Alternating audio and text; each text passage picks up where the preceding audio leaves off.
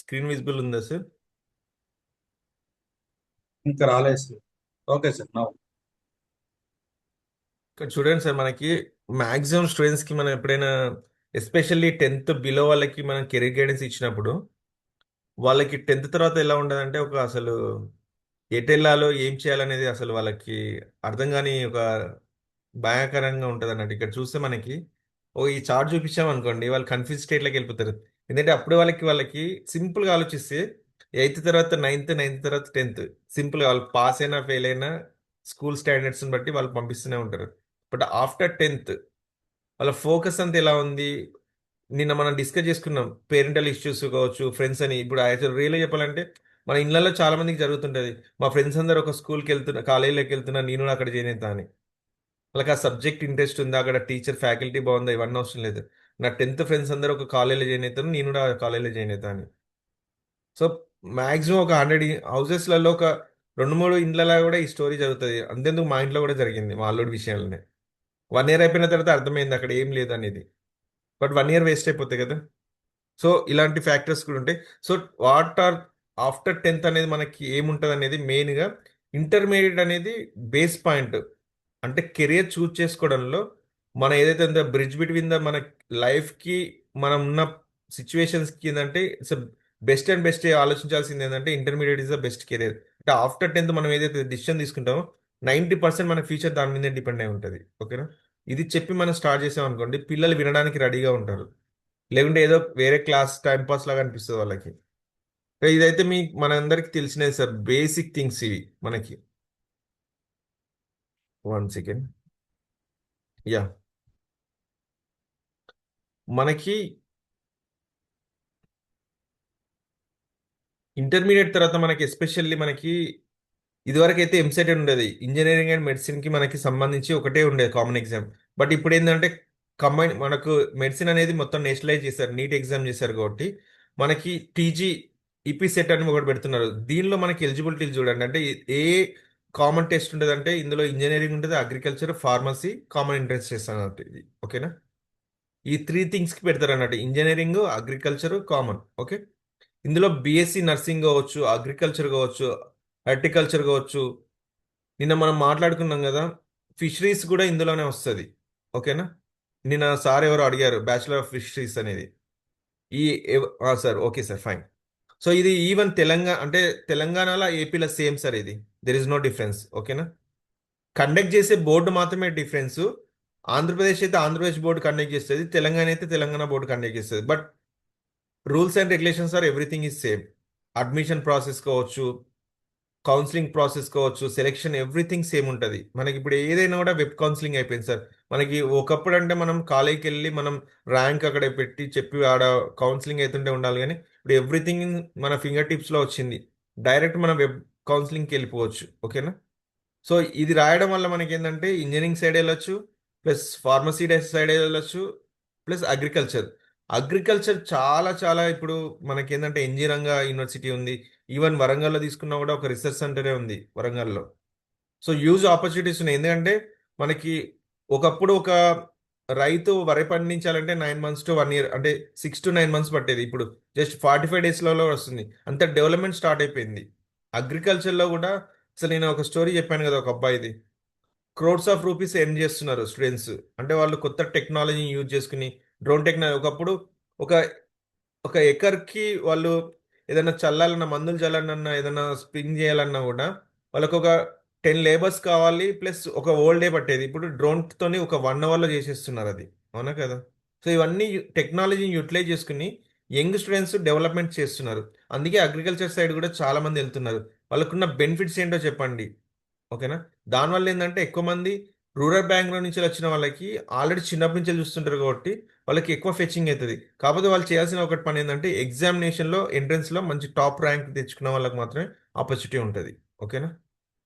Even BSc nursing కావచ్చు, sorry, nursing కావచ్చు, fisheries కావచ్చు, ఫుడ్ టెక్నాలజీ. అసలు ఈ రీసెంట్ టైంలో ఫుడ్ టెక్నాలజీ అనేది మనం చూస్తున్నాం, ఎన్ని రెస్టారెంట్లు వస్తున్నాయో. అవునా కదా? ఈవెన్ మనం రెస్టారెంట్ అంటే ఐ మీన్ సూపర్ మార్కెట్కి వెళ్ళినా కూడా ఎన్నో కైండ్స్ ఆఫ్ ఫుడ్స్ చూస్తున్నాం మనం. చిప్స్ కావచ్చు, డిఫరెంట్ డిఫరెంట్ సాస్ కావచ్చు, ఇవన్నీ ఏంటంటే ఫుడ్ టెక్నాలజీ చేసిన వాళ్ళకి ఏంటంటే టెస్టింగ్ పర్పస్ మనం మ్యానుఫ్యాక్చర్ డేట్ ఇవ్వడం కావచ్చు, అది ల్యాబ్ టెస్టింగ్లు, ఇవన్నీ రకరకాల మల్టిపుల్ కంపెనీస్ వచ్చాయి మనకి. అసలు హ్యూజ్ డిమాండ్ ఉంది. I'm also working as a product ఒక బేస్డ్ కంపెనీలో పనిచేస్తున్నాను.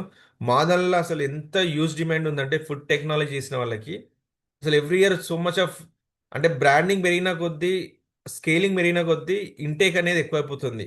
ఫుడ్ టెక్నాలజీ సంబంధించిన బీటెక్ కావచ్చు, ఎంటెక్ వాళ్ళని కూడా తీసుకుంటున్నారు. ప్లస్ డిప్లొమా నుంచి వెళ్ళి ఫుడ్ టెక్నాలజీ చేసిన వాళ్ళకి. సో హ్యూజ్ ఆపర్చునిటీస్ ఉన్నాయి. ఓకేనా. మనకి రెగ్యులర్గా చూసుకుంటే మనకు బీటెక్ అంటే మనకు ఓన్లీ 4 to 5 ఆప్షన్స్ మాత్రమే తెలుసు. ట్రిబుల్ తెలుసు, ఈసీ తెలుసు, మెకానికల్ తెలుసు, సివిల్ తెలుసు, కంప్యూటర్ సైన్స్ తెలుసు. బట్ ఇన్ని ఉన్నాయని చెప్తే వాళ్ళకి అట్లీస్ట్ వాళ్ళు చూజ్ చేసుకోగలుగుతారు. ఎందుకంటే మనకు కాంపిటీషన్ ఎక్కువ ఉన్న దగ్గర మనం కష్టపడేదానికన్నా లెస్ కాంపిటీషన్ దగ్గర కొంచెం మనం ఫోకస్ చేశారనుకోండి, ఫ్యూచర్ అనేది బెటర్మెంట్ ఉంటుంది. మనం దీనిలో స్ట్రెచ్ చేసి చెప్పాలి. నిన్న ఎప్పుడైనా కూడా వాళ్ళకి మనం చేయాల్సింది అడ్వైస్ మాత్రమే. ఇది తీసుకుంటేనే ఫ్యూచర్ ఉంటుంది మాత్రం మనం ఎక్కడ చెప్పలేం మనం. ఓకేనా. కంపేర్డ్ అనేది చేసినప్పుడు ఏంటంటే ఇక్కడ లెస్ కంపారిజన్లో మనకి ఏంటంటే ఎక్కువ ఆపర్చునిటీస్ ఉంటాయి అన్న అంతే. ఓకేనా. Next national eligibility test. మనకి ఇందులో చాలా మందికి నీట్ మిస్ అయితే చాలా మంది పిల్లలు చాలా డిప్రెషన్లోకి వెళ్ళిపోతారు, సీట్ రాలేదు ఎంబీబీఎస్ అని. బట్ నీట్లో కూడా మనకి ఎంబీబీఎస్ కాకుండా బీడిఎస్ ఉంటుంది, ఆయుష్ ఉంటుంది. ఆయుష్ అంటే ఏంటో తెలుసా? ఆయుష్, ఆయుష్లోనే 5 ఉంటాయి రకాలు. చాలా మందికి ఎంబీబీఎస్ రాలేదు, సీట్ రాలేదు అని చాలా మంది ఆ, డిప్రెషన్లోకి వెళ్ళిపోతుంటారు. సూసైడ్ చేసుకునే వాళ్ళు కూడా చాలా మంది ఉన్నారు పిల్లలు. ఎందుకంటే ర్యాంక్ రాకుంటే ఎక్కడ పరుగు పోతుంది, మా నాన్న లక్ష లక్షలు ఖర్చు పెట్టారు, పెద్ద పెద్ద కాలేజీలలో వేశారని. But so much of opportunity ఉంది. బీడిఎస్ అసలు ఫ్యూచర్ అంతా డిపెండింగ్ అని ఒక మన ఒక సైకాలజిస్ట్ అంటే జోగా ఒక వర్డ్ యూజ్ చేశాడు అన్నట్టు. ఫ్యూచర్ డిపెండింగ్ ఆన్ అంటే సైకోస్ అండ్ డెంటిస్ట్లు అని చెప్పాడు అన్నట్టు. ఎందుకంటే అందానికి ప్లస్ మెంటాలిటీకి మీదనే డిపెండ్ అయి ఉంది అనేది ఫ్యూచర్ అంతా. ఓకేనా. మెంటల్ అండ్ డెంటల్ మీదే డిపెండ్ అయి ఉంది ఫ్యూచర్ అని చెప్పారు అన్నట్టు. సో ఎందుకంటే ఇప్పుడు ఉన్న చూడండి, 10th క్లాస్ పిల్లలు కావచ్చు, 7th క్లాస్ పిల్లలు టీత్ సరిగా రాలేదంటే ఖచ్చితంగా డెంటిస్ట్ దగ్గరికి వెళ్తారు. అవునా కదా. లాక్స్ ఆఫ్ రూపీస్లలో ఖర్చు పెడుతున్నారు. సో దానికి కూడా మంచి వైడ్ రేంజ్ ఆఫ్ ఆపర్చునిటీస్ ఉన్నాయి. ప్లస్ ఆయుష్ ఏంటంటే ఇక్కడ చూడండి, మనకి టోటల్ ఇక్కడ చూసుకుంటే ఇది టోటల్ ఇండియా మొత్తంలో మనకి పర్సంటేజ్ ఇది. ఆల్ ఇండియా కోటాలో ఎంత ఉంది సీట్స్ అనేది, స్టేట్ వైజ్ ఎంత సీట్స్ అనేది ఉండదు మనకి. ఓకేనా. ఓపెన్లో రావాలంటే మాత్రం టాప్ ర్యాంక్ వచ్చిన వాళ్ళు ఎక్కడైనా ఏ యూనివర్సిటీలో అయినా తీసుకోవచ్చు. ఎక్కడైనా ఓన్లీ 50% ఆఫ్ ద స్టూడెంట్స్కి మాత్రం ఆపర్చునిటీ ఉంటుంది. రిమైనింగ్ ఏంటంటే స్టేట్ బోర్డు వాళ్ళు సెలెక్ట్ చేస్తుంటారు ఇది. ఇందులో కూడా గవర్నమెంట్ కాలేజీలు ఎన్ని ఉన్నాయి చూడండి. ఇది రీసెంట్ 2024 డాటా. గవర్నమెంట్ 384 కాలేజెస్ ఉన్నాయి మనకి. తెలంగాణ వచ్చినాక కూడా సో హ్యూజ్ నెంబర్ సీట్స్ అనేది ఇంప్రూవ్ అయింది. ఎలిజిబిలిటీ కూడా చూడండి ఇక్కడ మీకు. సారీ ఒక్క నిమిషం,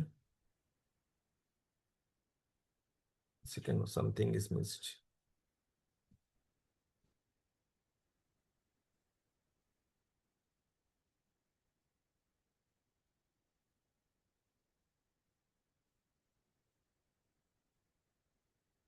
మనకి ఇక్కడ ఇంతకుముందు చెప్పాను కదా, ఆయుష్ అంటే చూడండి, బ్యాచిలర్ ఆఫ్ ఆయుష్ అంటే ఆయుర్వేదిక్, హోమియోపతి, యునాని అండ్ సిద్ధ అండ్ నేచురోపతి.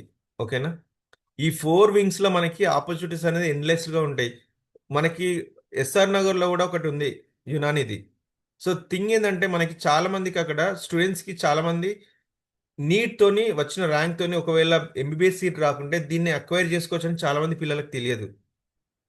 సో అక్కడైతే ఎవరైతే చదువుతున్నారో యునానీలో చాలా మందికి ఏంటంటే ఫోకస్ లేదు కాబట్టి నెక్స్ట్ అందులో నుంచి వెళ్ళి ఒక బ్యాచ్ అయిపోయిన తర్వాత అందులో ఏమైనా రిక్రూట్మెంట్ ఉంటే చదివిన పిల్లలే అందులో ప్రొఫెసర్గా వస్తున్నారు, ఫ్యాకల్టీగా వస్తున్నారు.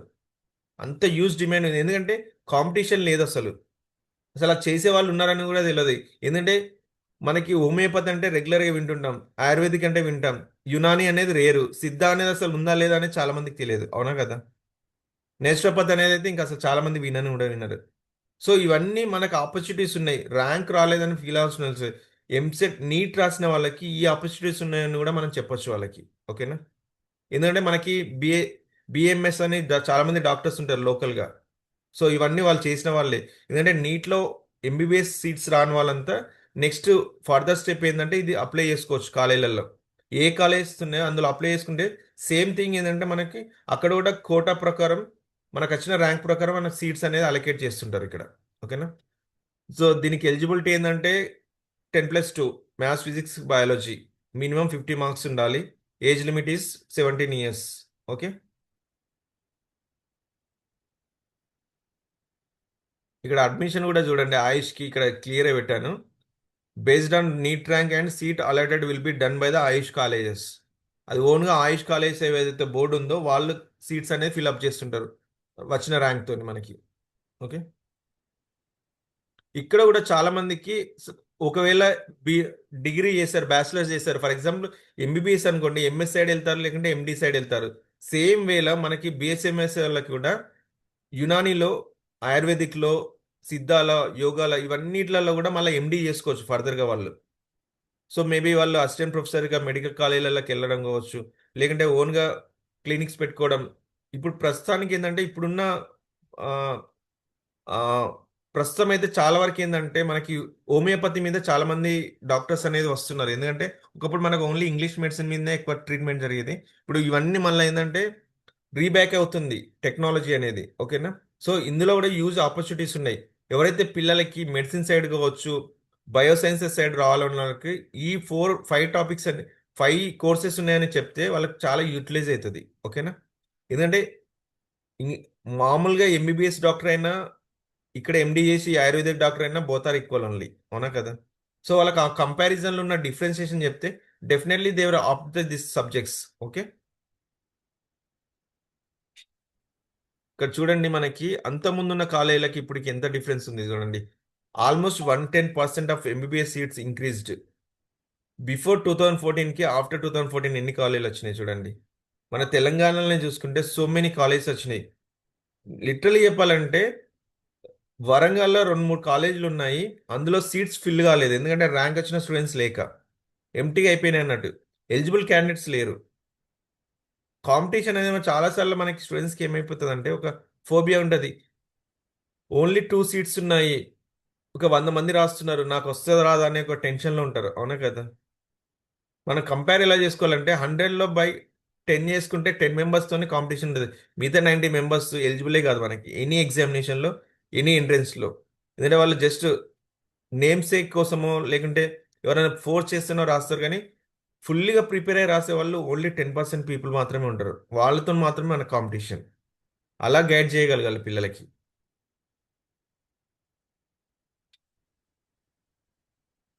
బయాలజీ వల్ల ఆప్షన్స్ కూడా ఇక్కడ చూడండి, మనకి ఎంబీబీఎస్ ఉంది, plus homeo, Ayurvedic, Unani, naturopathy, veterinary, BDS, B Pharm, D Pharm, physiotherapy, biotechnology, BSc nursing, home sciences, botany, zoology, microbiology, paramedical, diploma in nursing.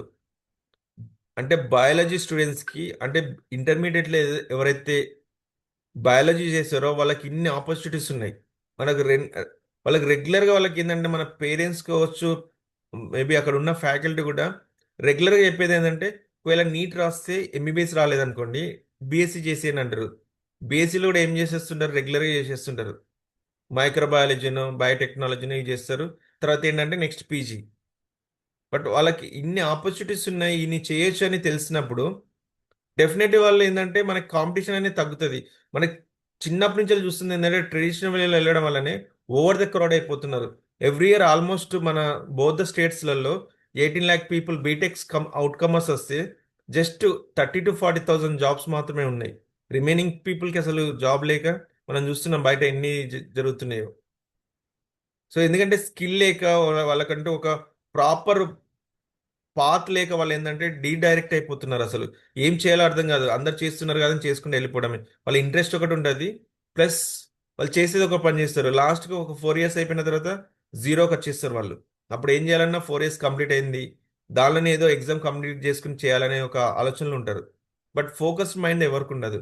So మనం ఎప్పుడైతే కెరీర్ గైడెన్స్లో వాళ్ళకి ప్రాపర్గా మనం ఇచ్చేది ఉంటే వాళ్ళు అట్లీస్ట్ 10% ఆఫ్ ద పీపుల్ అన్న కరెక్ట్ వాళ్ళు చూజ్ చేసుకోగలుగుతారు వాళ్ళ డైరెక్షన్స్ అనేది. అట్లీస్ట్ వాళ్ళ పేరెంట్స్ సైడ్లో కూడా వాళ్ళు డిస్కస్ చేయగలుగుతారు. ఎందుకంటే వాళ్ళకి 8th, 9th, 10th వాళ్ళకి పిల్లలకి ఎలా ఉంటుందంటే నెక్స్ట్ వాళ్ళకు ఫ్యాంటసీ వరల్డ్ ఉంటుంది. మా ఫ్రెండ్ ఈ కాలేజ్లో జాయిన్ అవుతున్నాడు, నేను ఇక్కడ జాయిన్ కావాలి, అక్కడ జాయిన్ కావాలి, మా పేరెంట్స్ ఇది చెప్తున్నారు, మా టీచర్స్ ఇది చెప్తున్నారని డైలమాలో ఉంటారు. అలాంటి టైంలో మనం మంచి ప్రాపర్ గైడెన్స్ ఇచ్చామనుకోండి, 100% సెలెక్ట్ చేసుకుంటారు. ప్లస్ మీకు ఇంకోటి, మనకి సెలెక్షన్ మెథడ్లో కూడా పిల్లల ఎలిజిబిలిటీని మనం చెక్ చేసే ఒక మెథడ్ ఉంటుంది, సైకోమెట్రిక్ టెస్ట్ అని. ఐడియా ఉంది ఎవరికన్నా? అది కండక్ట్ చేయడం ఏంటంటే వాళ్ళు ఏ స్టాండర్డ్స్లో ఉన్నారనేది తెలుస్తుంది మనకి. ఇండివిజువల్గా మనం కండక్ట్ చేస్తాం. ఒక 110 క్వశ్చన్స్ ఉంటాయి, 110 to 150 క్వశ్చన్స్ ఉంటాయి. అది చాలామంది సీనియర్ సైకాలజిస్టులు, కౌన్సిలర్స్ ఏంటంటే ర్యాండమ్గా రీసెర్చ్ చేసి ఇచ్చిన టాపిక్స్ నేమ్ అంటే క్వశ్చనరీస్ అన్నట్టు. అందులో రైట్ రాంగ్ అనేది ఏమి ఉండదు. బట్ అజంప్షన్ అంటే వాళ్ళు ఇచ్చిన రిజల్ట్స్ ప్రకారం ఏంటంటే యావరేజ్ తీసుకుంటే స్టూడెంట్ అనే వాళ్ళు ఏ రంగంలో రాణించగలరు అనేది మనం ఫైండ్ అవుట్ చేయొచ్చు. ఐదర్ లాజికల్ స్కిల్స్ ఉన్నాయా, రీజనింగ్ స్కిల్స్ ఉన్నాయా, లాంగ్వేజ్ స్కిల్స్ ఉన్నాయా. సో ఇలా మనం ఫైండ్ అవుట్ చేసుకోవచ్చు అన్నట్టు. దాని ద్వారా మనకు ఫర్ ఎగ్జాంపుల్ ఒక స్టూడెంట్కి ఇంజనీరింగ్ సైడ్ రావాలని ఉందనుకోండి, బట్ ఆయనకు ఆ టెస్ట్ పెట్టినప్పుడు ఆయనకు అంత స్కిల్స్ లేనని మనకు సైకోమెట్రిక్ టెస్ట్ తెలిసినప్పుడు ఏవి చేసుకుంటే ఇంప్రూవైజ్ అవుతారు అనేది మనం చెప్పొచ్చు. చాలా వరకు ప్రైవేట్ స్కూల్స్లలో వాళ్ళు ఈ టూల్స్ని యూజ్ చేస్తారు. కెరీర్ గైడెన్స్ వచ్చినప్పుడు వాళ్ళు అడుగుతారు అన్నట్టు, సార్ మేము, ఎందుకంటే ఈ టూల్స్ ఏంటంటే ఆల్మోస్ట్ ఒక స్టూడెంట్కి ఒక్కొక్క కంపెనీ నుంచి వెళ్ళి ఒక ₹1000, ₹2000 ఒక్క స్టూడెంట్కి మనం బేర్ చేయాల్సి వస్తుంది ఆ టెస్ట్కి. సో కాబట్టి కొన్ని ఆఫర్ చేయలేవు, కాబట్టి కొన్ని ప్రైవేట్ స్కూల్స్కి వెళ్తే వాళ్ళు డెఫినెట్లీ పెట్టండి సార్ అంటారు. 10th క్లాస్ వాళ్ళకి ఎస్పెషల్లీ వాళ్ళు బేర్ చేయగలుగుతారు. సో అక్కడ ఏంటంటే మనకు క్లియర్ పిక్చర్ వస్తుంది, అట్లీస్ట్ 80 to 90% క్లారిటీ వస్తుంది. ఆ స్టూడెంట్ ఆ సబ్జెక్ట్ తీసుకుంటే తను రాణించగలడా, ఇన్ కేస్ అందులో రాణించాలంటే వాళ్ళు ఏం ప్రోగ్రెస్ చేసుకోవాలి అనేది మనం ఐడెంటిఫై చేసుకోవచ్చు. ఓకేనా? ఇంకోటి అప్లైడ్ హెల్త్ సైన్సెస్. ఇందులో చూసుకుంటే ఇంతకుముందు చెప్పినట్టే అనెస్థీషియా. నిన్న మనం మాట్లాడుకున్నాం కదా పారామెడికల్ గురించి.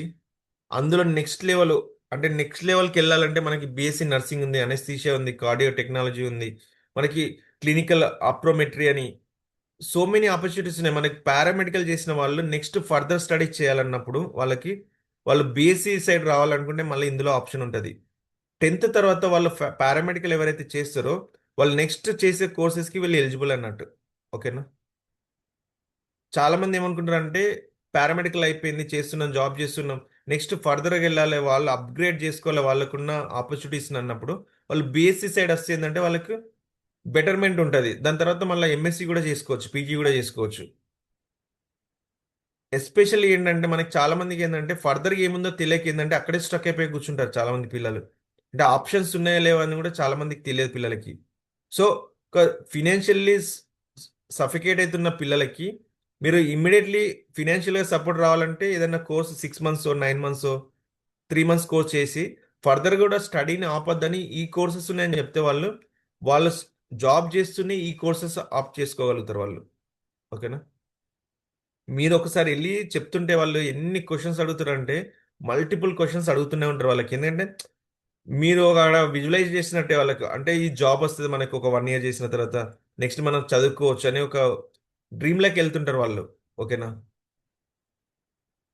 ఇదైతే కామన్ థింగ్, అందరికి తెలిసినాయి మనకి. BSc biology, computer science, mathematics, physics, computer science, ఇవన్నీ ఏంటంటే కామన్ థింగ్స్ మనకి. ఓకేనా?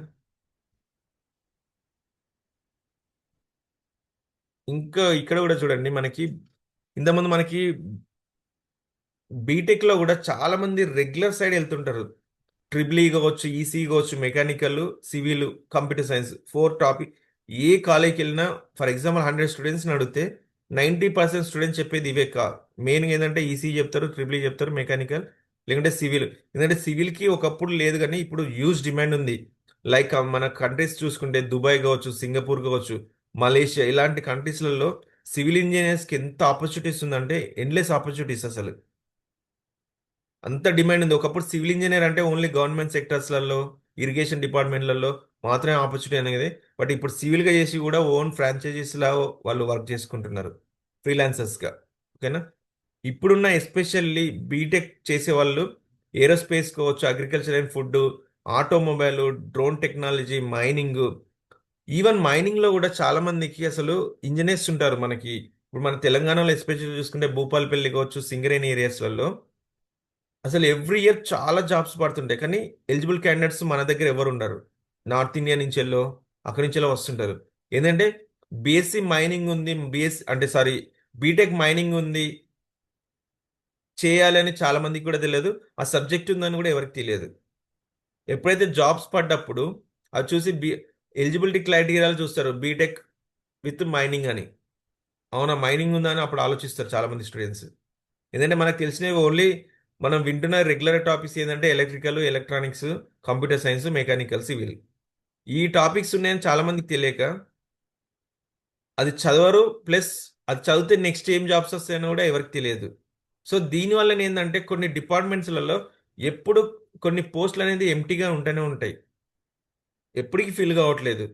ఓగ అంటే కొన్ని డిపార్ట్మెంట్స్ అయితే ఓవర్ క్రౌడ్ అయిపోతుంది.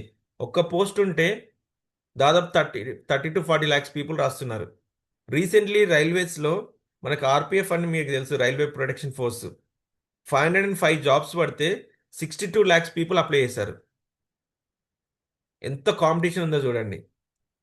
అందులో పిహెచ్డి చేసిన వాళ్ళు ఉన్నారు, ఎంటెక్ చేసిన వాళ్ళు ఉన్నారు, ఆల్ కైండ్ ఆఫ్ పీపుల్ ఉన్నారు. 62 lakh పీపుల్ అప్లై చేశారు. ఒక 5 to 6 years గవర్నమెంట్ వాళ్ళు అప్లై చేసిన ఫీతోనే శాలరీస్ ఇవ్వచ్చు వాళ్ళకి, సెలెక్ట్ అయిన పీపుల్కి. అంత అమౌంట్ వచ్చింది. అవునా కదా? చూడండి, రిక్రూట్మెంట్ ప్రాసెస్లో వచ్చిన అమౌంట్తోనే వాళ్ళకి ఒక 5 years వరకు శాలరీస్ ఇవ్వచ్చు. అంత యూజ్ డిమాండ్ ఉంది. కొన్ని ఇండస్ట్రీస్లలో ఏంటంటే అసలు నోటిఫికేషన్ వేసిన తర్వాత అప్లికేషన్స్ పిలిస్తే అసలు ఎన్ని అప్లికేషన్స్ అంటే ఫర్ ఎగ్జాంపుల్ ఒక 1000 వేకెన్సీస్ ఉంటే 1000 అప్లికేషన్స్ కూడా రావట్లేదు మనకి.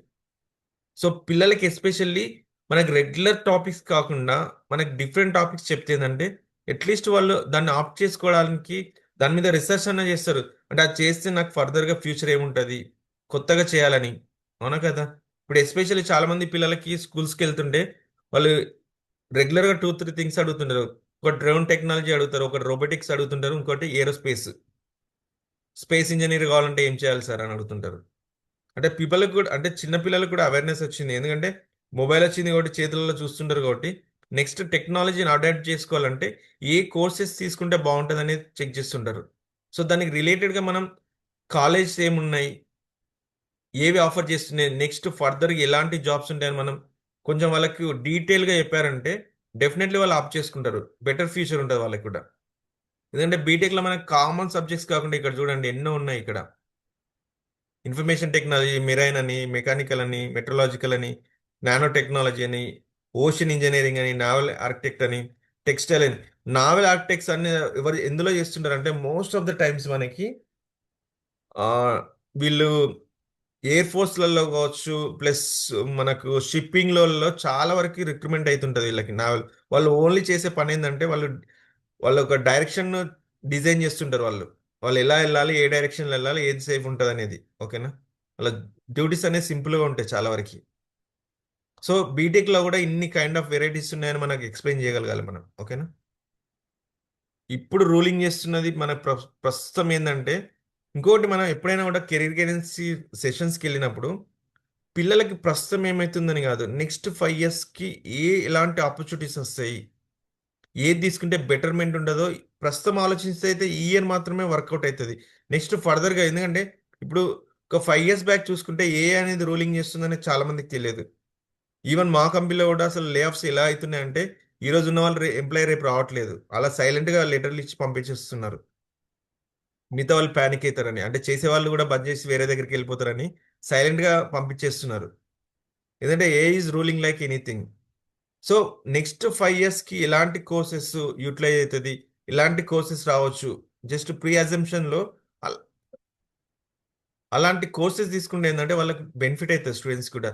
మనం గైడ్ చేయాల్సింది ఏంటంటే నెక్స్ట్ కమింగ్ ఇయర్స్లో మీరు చేయాల్సిన అంటే నేర్చుకోవాల్సిన స్కిల్ సెట్ ఇలా ఉండాలి, ఈ కోర్సెస్ తీసుకుంటే ఫ్యూచర్ బాగుంటుందని మనం చెప్తే ఏంటంటే వాళ్ళు నెక్స్ట్ అట్లీస్ట్ ఆలోచిస్తారు, ఓకే ఫర్దర్ ఇది చేయడం వల్ల బెనిఫిట్ ఉందని.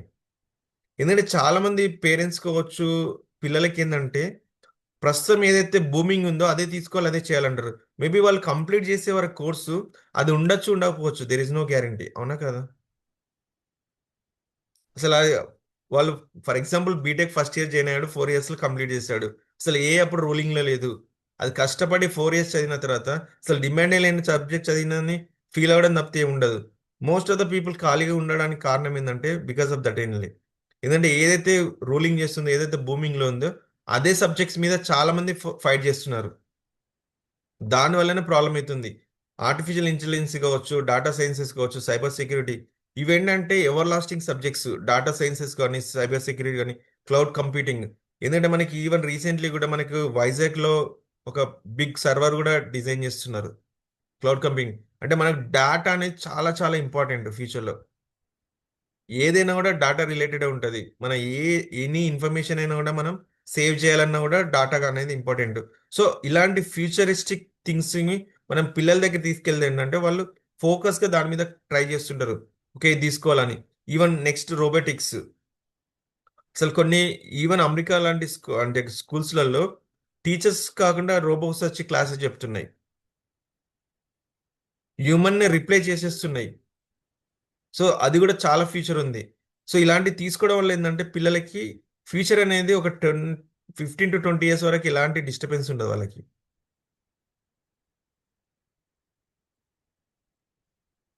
Wear to study. One second.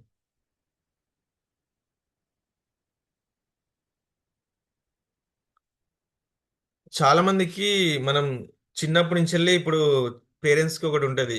ఐఐటీలో చదవాలి, ఐఎంలలో చదవాలంటే అక్కడ చదివితే మాత్రమే ర్యాంక్స్ వస్తాయి, జాబ్స్ ఈజీగా వస్తాయి అని ఒక థాట్ ప్రాసెస్ లో ఉంటారు. అది ఇప్పటి నుంచే చూస్తున్నాం మనం. చిన్న చిన్న స్కూల్ అంటే చిన్న స్కూల్ నుంచి మొదలు పెడితే ఇంటర్నేషనల్ స్కూల్స్ వరకు వాళ్ళు ఐఐటి ఫౌండేషన్ కోర్సెస్ అని 6th క్లాస్ నుంచి అదే చేస్తున్నారు. బట్ చూసుకుంటే ఓవరాల్ గా మనం క్యాలిక్యులేషన్ చేసుకుంటే పెద్ద గ్రాఫ్ ఏం చేంజ్ కావట్లేదు. ఎందుకంటే స్టూడెంట్స్ అనేది ఎన్ నెంబర్ ఆఫ్ స్టూడెంట్స్ ఏం రావట్లేదు, ఎలిజిబుల్ క్యాండిడేట్స్. ఏదైతే మనం ట్రెడిషనల్ గా చూస్తున్నామో అంతే కైండ్ ఆఫ్ పీపుల్ వస్తున్నారు, అంతే ఉంది. ఎందుకంటే ఫోకస్ అనేది పిల్లలు ఎక్కడ చదివినా కూడా ఫోకస్ గా స్కిల్ సెట్ తో చదివితే వాళ్ళు ఎక్కడ ఏ యూనివర్సిటీకి వెళ్తారు.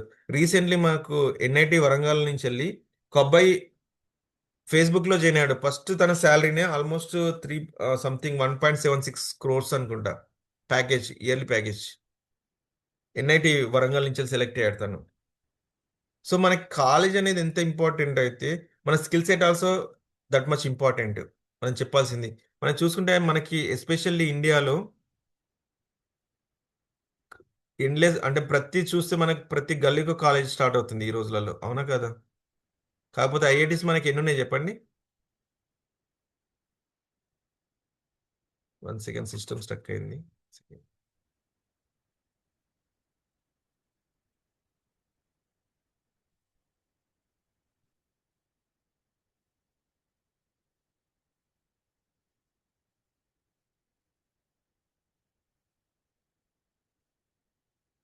సార్ నా వాయిస్ వినబడుతుందా? ఓకేనా? Yeah, thank you sir, thank you. మనకి ఇండియాలో చూసుకుంటే మనకి ఐఐటీస్ 23 ఉన్నాయి, అవునా? ప్లస్ ఎన్ఐటీస్ 31 ఉన్నాయి. ఇంతకుముందు రీజనల్ ఇంజనీరింగ్ కాలేజ్ అనేది మనం. ఈ సిస్టమ్ స్టక్ అవుతుంది సార్, 1 సెకండ్.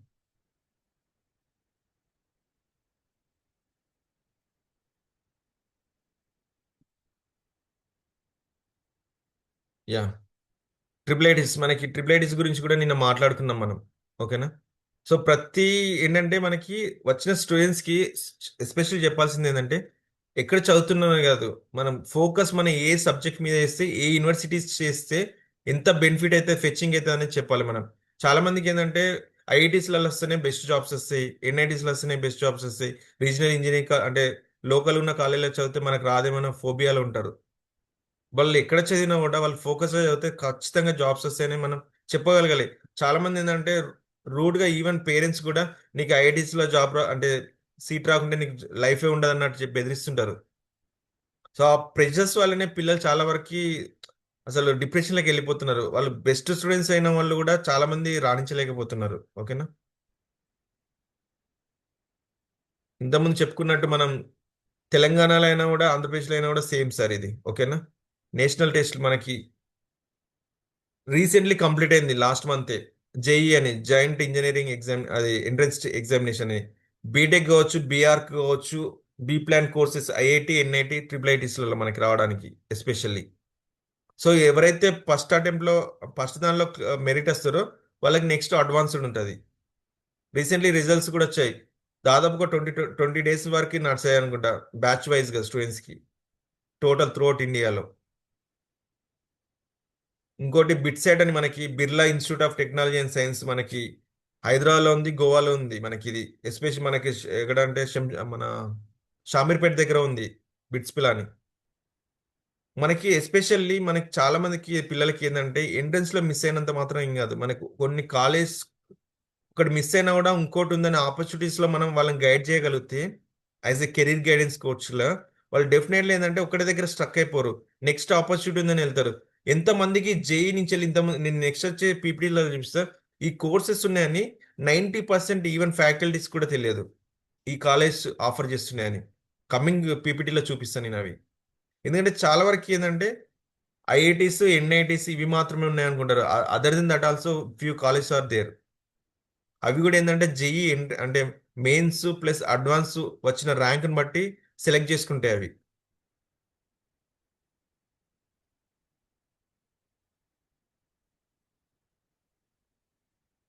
మనకు రీసెంట్లీ కూడా చూడండి జేఈ మెయిన్స్ అనేది రెగ్యులర్ ఎప్పుడు జరుగుతూనే ఉంటుంది, జనవరిలో ఏప్రిల్లో జరుగుతుంది. అది రెగ్యులర్ ప్యాటర్న్. అది సెంట్రల్ గవర్నమెంట్ చాలా వరకు ఏంటంటే రెగ్యులర్ కన్ఫ్యూజ్ లేకుండా ఒకటే ప్యాటర్న్ లో కంటిన్యూ చేస్తుంటాయి అన్నట్టు కోర్సెస్ అనేది. ఇంకోటి ఏంది, JEE advanced conducted in May for admissions in IITs. Okay, system ఇవాళ ఇబ్బంది పెట్టేస్తుంది.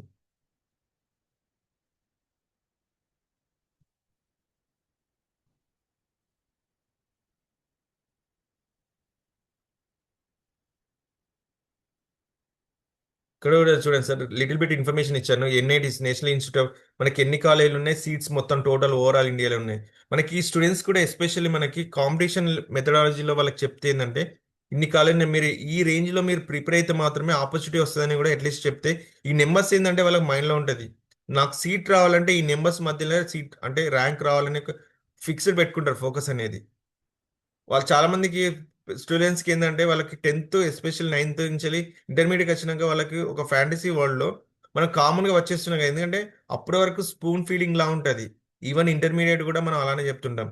క్లాసెస్ కావచ్చు, పిల్లలు ఈవెన్ పేరెంట్స్ కావచ్చు, డైలీ దింపడం రావడం దింపడం రావడం. బట్ ఆఫ్టర్ ఇంటర్మీడియట్ తర్వాత లైఫ్ అనేది ఎలా చేంజ్ అవుతుంది అనేది అసలు ఈవెన్ ఐఐటీస్లో చాలా మంది క్లాస్ రూమ్ ట్రైనింగ్స్ అయితే అని అనుకుంటారు, బట్ అక్కడ ఎవరు ఫ్యాకల్టీ చెప్పరు. మనమే వెళ్ళి బుక్స్ ప్రిపేర్ చేసుకోవడం కావచ్చు, లైబ్రరీలో వెళ్ళి నోట్స్ ప్రిపేర్ చేసుకోవడం, ఇలా రకరకాలు ఉన్నప్పుడు మాత్రమే ఆ సబ్జెక్ట్ని మనం గెయిన్ చేయగలుగుతాం. ఏదో టీచింగ్ అదంటే స్పూన్ ఫీడింగ్ లాగా అక్కడ అసలు ఎవరు చెప్పనే చెప్పరు. ఈవెన్ మనం నెక్స్ట్ ఫర్దర్గా ఐఐటీస్ ఐఎమ్స్కి వస్తే అయితే అసలు ఫ్యాకల్టీ రేర్గా వస్తుంటారు. స్పెషల్లీ డైలీ 1 or 2 క్లాసెస్ తప్పితే ఏముండే, రిమైనింగ్ మొత్తం వాళ్ళు ల్యాబ్లో కూర్చోవడము, ఆ ఫ్రెండ్స్తో గ్యాదర్ అయ్యి వాళ్ళు డిస్కస్ చేసి నోట్స్ రాసుకోవడం తప్పితే అక్కడ ఏమి ఉండదు. పిల్లలకి ఏంటంటే అదే ఆప్షన్తో వస్తారు. చాలా మంది ఐఐటీస్లలో ఫెయిల్ అయ్యేది ఎందుకంటే ఇక్కడ ఏదైతే క్లాస్ రూమ్ వాతావరణం ఉంటుందో అక్కడ కూడా అలానే ఉంటుంది అనుకుంటారు, బట్ ఆబ్వియస్లీ ఉండనే ఉండదు. మన కదా, ఈవెన్ మనకు ఒక 20-25 బ్యాక్ అయితే ఈవెన్ ఇంటర్మీడియట్ తర్వాతనే అలా ఉండకపోయేది. మనం ఒక్క బుక్ కోసం లైబ్రరీలో చుట్టూ తిరిగేది. ఇప్పుడు ఫింగర్ టిప్స్ మీద మొబైల్లో వస్తుంది. అసలు ఇప్పుడు ప్రాజెక్ట్ వర్క్ ఇవ్వాలంటే టీచర్స్ లెక్చర్స్ భయపడుతున్నారు. ఎందుకంటే జెమినైకో చాట్ జీపీటీకి ఇస్తే 1 సెకండ్స్ ఇచ్చేస్తుంది. అవునా కదా, అసలు ప్రాజెక్ట్ వర్క్ ఇచ్చి వేస్ట్ అని చాలా వరకు కాలేజీలో కూడా మానేసినాయి.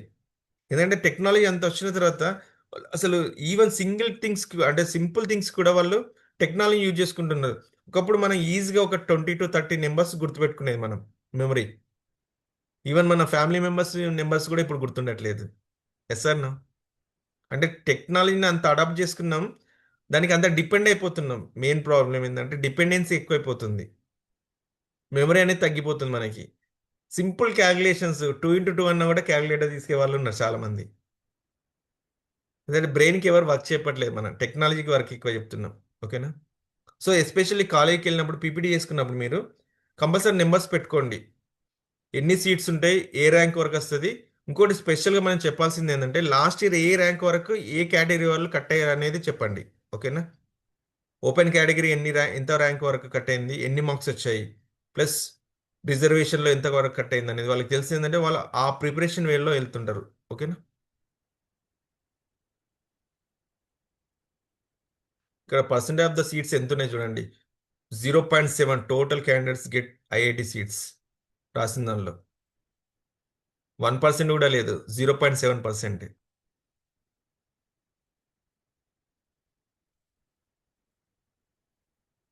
ఇంకోటి జేఈ అడ్వాన్స్డ్. మనకి ఎస్పెషల్ ఐఐటీస్లలో అడ్వాన్స్డ్ మనకి మెయిన్స్లో ఎవరైతే ర్యాంక్ మంచిగా వస్తుందో అడ్వాన్స్ నెక్స్ట్ లెవెల్ వెళ్తారు. ఆ అడ్వాన్స్డ్ వల్ల కూడా మనకి కొన్ని కాలేజెస్ ఉన్నాయి. ఎస్పెషల్లీ మనకి ఆ, తిరువనంతపురంలో ఉంది ఒకటి కాలేజీ, అది చూపిస్తాను నేను పీపీటీలో. ఇది లేటర్ అని I will tell you.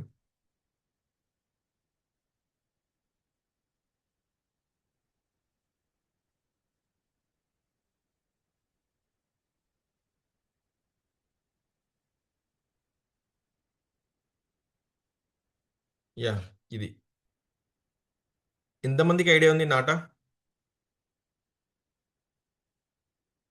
Idea ఉందా లేదా? చాలా మంది ఐఐటీస్లో రాలేదని డిసప్పాయింట్మెంట్లోకి వెళ్ళిపోతారు. బట్ మన ministry of education government of India వాళ్ళే ఒక, ఇది అద్భుతమైన కాలేజ్ ఇది. ఎస్పెషల్లీ చూడండి, ఇక్కడ మనకి మెయిన్ ఎలిజిబిలిటీ ఏంటంటే ఇందులో రావడానికి ఇక్కడ only those candidates who qualified in JEE advanced. ఓకేనా? దాన్ని ఎవరైతే వాళ్ళు వచ్చిన వాళ్ళు అప్లై చేసుకుంటారో ఎస్పెషల్లీ దానిలో కూడా వాళ్ళకి ఏంటంటే మళ్ళీ కామన్ ఎంట్రన్స్ టెస్ట్ అందులో కాలేజ్ వాళ్ళు పెడతారు exam. 3 hours of competitive exam పెడతారు, 200 మార్క్స్కి ఉంటుంది. అందులో ఎవరైతే గెట్ ఇన్ అవుతారో వాళ్ళకి మాత్రం ఆపర్చునిటీ. అది 5 years ఆర్కిటెక్చర్ కోర్స్ ఉంటుంది. ఓకేనా? This the best and best university for architectures. ఇది చాలా మందికి తెలియదు. ఒకవేళ ఐ జేఈ రాసిన వాళ్ళు చాలా మంది ఏంటంటే ఐఐటీస్లలో ఎన్ఐటీస్లో రాలేదంటే ఇంకా ఆపర్చునిటీ లేదనుకుంటారు. బట్ ఇలాంటి వాటికి అప్లై చేసుకోరు చాలా మంది. ఉందని కూడా చాలా మందికి తెలియదు నాటా అనేది. నార్త్ ఇండియన్స్ చాలా మంది యూటిలైజ్ చేసుకుంటారు. ఇవన్నీ ఏంటంటే వాళ్ళు ఫోకస్గా ఉంటారు. ఏ కోర్సెస్ ఉంటాయి, ఏం చేయాలి అనేది వాళ్ళు చిన్నప్పటి నుంచెల్లే ఫోకస్లో ఉంటారు.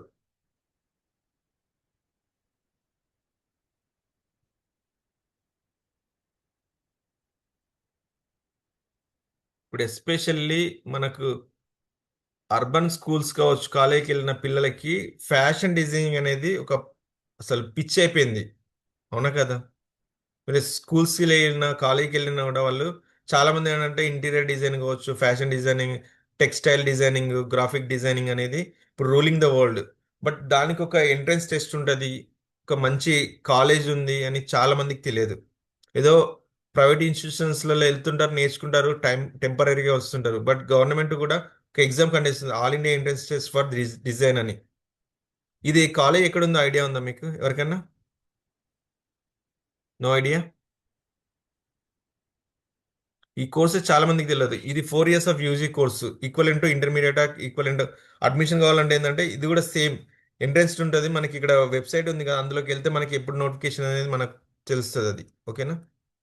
ఇందులో కూడా చూడండి, మనకి ఇప్పుడు ఒక 50 lakhs పెట్టి ఇల్లు కొంటే 50 lakhs పెట్టి ఇంటీరియర్ చేపిస్తున్నారు. అంత యూజ్ డిమాండ్ అయిపోయింది ఇంటీరియర్ డిజైనింగ్కి. అవునా కదా? ఒకప్పుడు కారు అంటే ఇల్లు ఉందంటే కారు ఉండాలంటే కంపల్సరీ అన్నట్టు, ఇల్లు తీసుకుంటే ఇంటీరియర్ డిజైనింగ్ అనేది కంపల్సరీ. అంత యూజ్ డిమాండ్ ఉంది. మనకి ఈవెన్ మన జేఎన్టీయు, హైదరాబాద్ కుకట్పల్లి జేఎన్టీయు ఉందిగా, అందులో కూడా అది బీటెక్ ఇంటీరియర్ అనేది సపరేట్ కోర్స్ ఉంది. సో రెగ్యులర్గా చేసే కోర్సుల కన్నా ట్రెండింగ్లో ఉన్న కోర్స్ చేసేందంటే యూజ్ ఆపర్చునిటీస్ ఉంటాయి పిల్లలకి.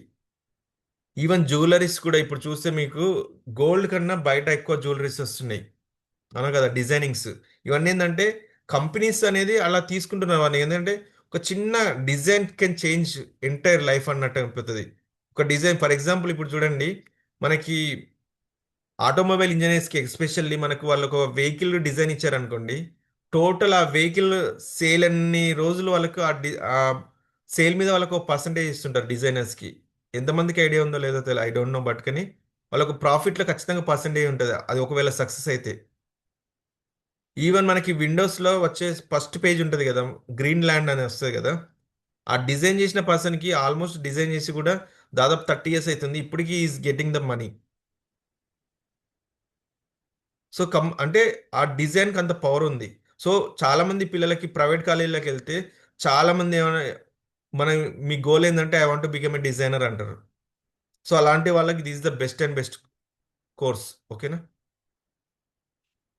నెక్స్ట్, ఒకప్పుడు మ్యాథ్స్, ఫిజిక్స్, కెమిస్ట్రీ ఎంత రోలింగ్ వరల్డ్ చేసినాయి అనేది మీ అందరికీ తెలుసు.